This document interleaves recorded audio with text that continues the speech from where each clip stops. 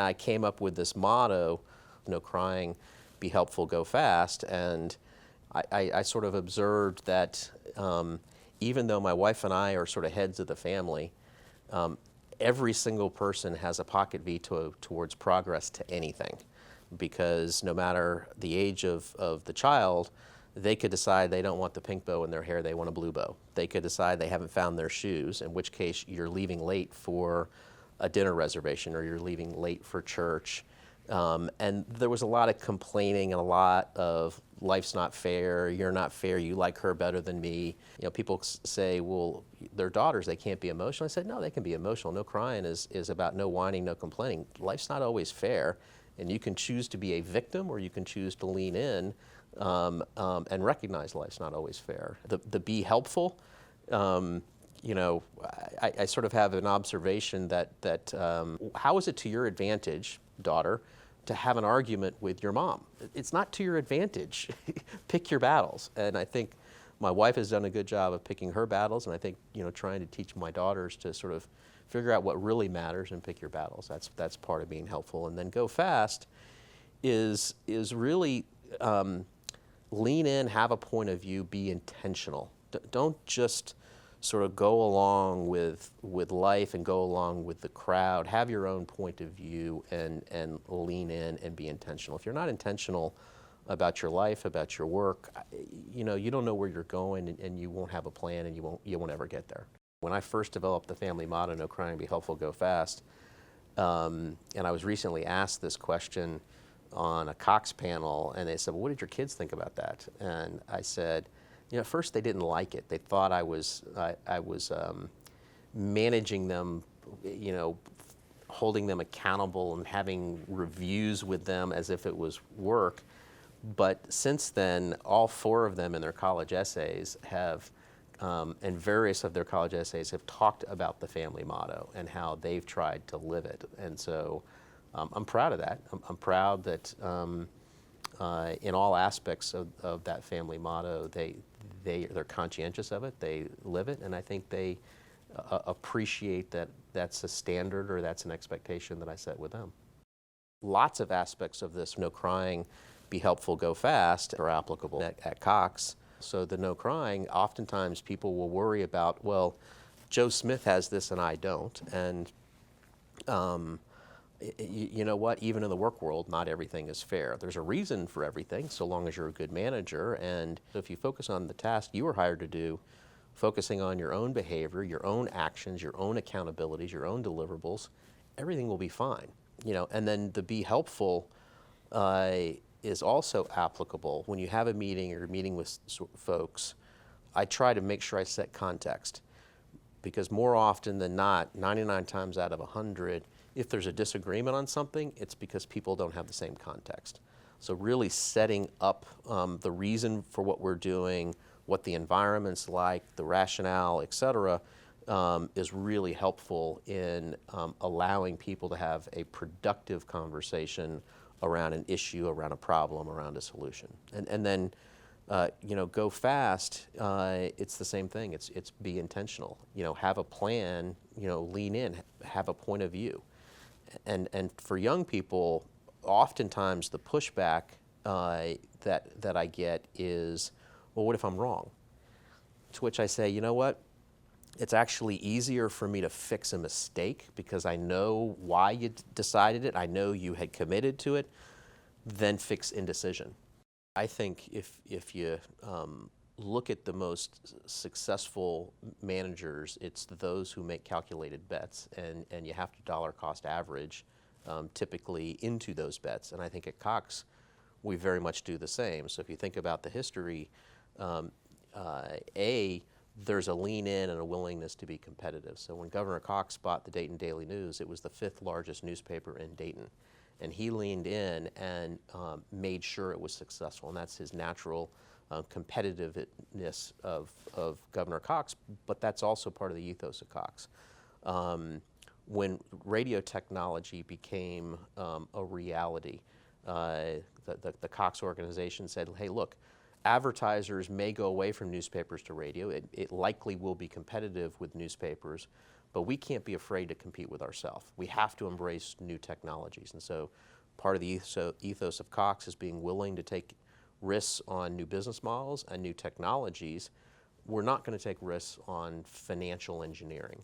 And so one of the first companies to get into radio, likewise in broadcast television, developed one of the first companies to get into broadcast television.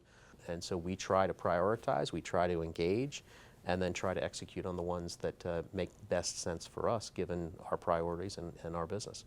People often say, well, how did you get into Mannheim? How did you get into auctions? And this is a great example of an adjacency. So if you think about our advertising businesses and you look at the categories of advertisers, one of the largest categories, even way back then and to this day, is automotive.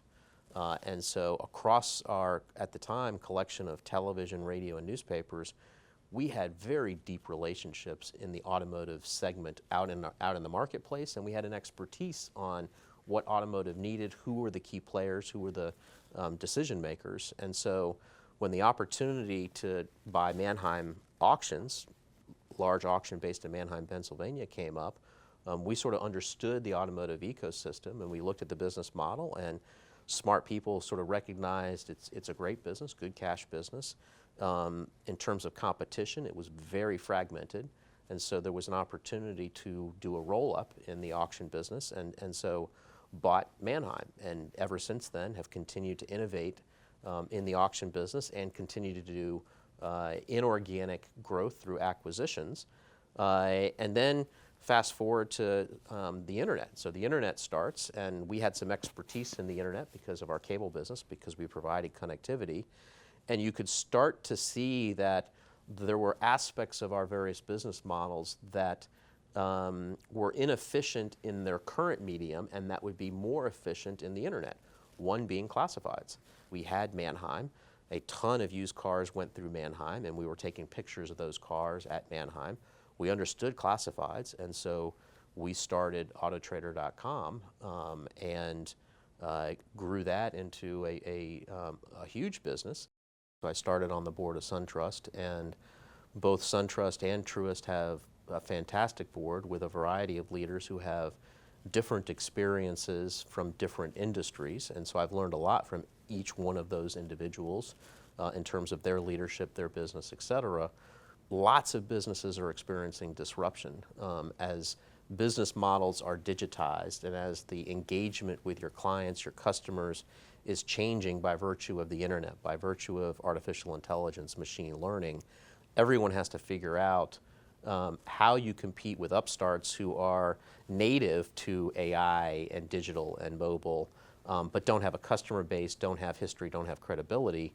And Truist is trying to figure that out, as we are at Cox. And in some ways, Cox may be leaning in and ahead, and so I can bring that added value to Truist. And in some ways, Truist may be leaning in and adding value, and so I can bring that thinking back to Cox. So it's been enormously helpful. You have to think about the core businesses and transforming them, and you have to think about these future businesses. For the first 100, 120 years, those core businesses were growing and there was relatively little disruption. Fast forward to my time in the leadership role, what we have found, especially with the advent of the internet, is that more and more business models are being disrupted. And so as we looked at the newspaper industry, as an example, and we recognized it would be disrupted. And so we sold some of our big newspapers because we said, we aren't at scale in the newspaper business. There are other players out there that are at scale, and they could bring efficiencies to that in a way that we can't because we aren't at scale in newspapers.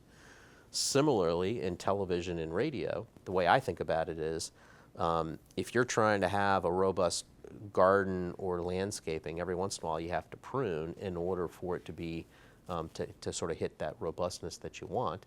And that's what we want to do in building our business. And so we had just gotten to the point where it was necessary to prune so that we could take the cash flow that's generated and put it into those areas that we had a bigger platform, we were at scale, and we could differentiate and we could continue to invest such that the business can continue to grow.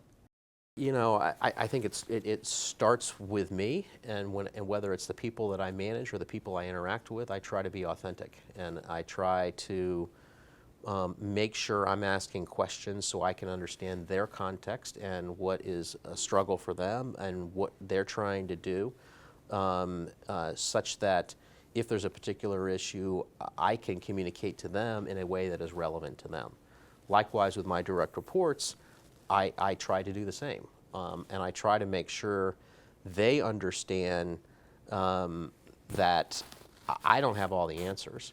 And it is okay for them to call me an idiot. If I've said something stupid, I don't want you just to blindly yes me.